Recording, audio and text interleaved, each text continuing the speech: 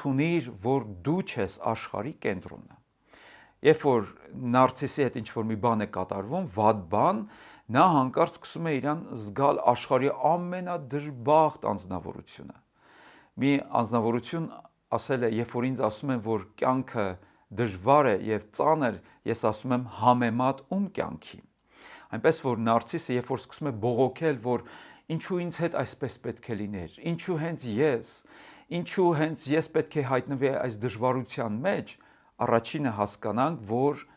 մենք չենք եւ դու ես աշխարհի կենտրոնը եւ ոչ էլ աշխարհի առանցքը եւ ոչ էլ մարդիկ պետք է պտտվեն քո շուրջը։ Վերջի վերջո քո մեծությունը պայմանավորված է ոչ թե մարդկանց լայքերի քանակությունով, այլ Աստծո սիրով։ Քո ինքնությունը Աստծո մեջ պետք է գտնես եւ ոչ թե մարդկանց հավանությունների եւ կարծիքների մեջ, որովհետեւ այդ ամեն ինչը խաբուսիկ է եւ միայն քո արարիչը գիտի թե ով ես դու եւ ինչի համար ես դու կանչված։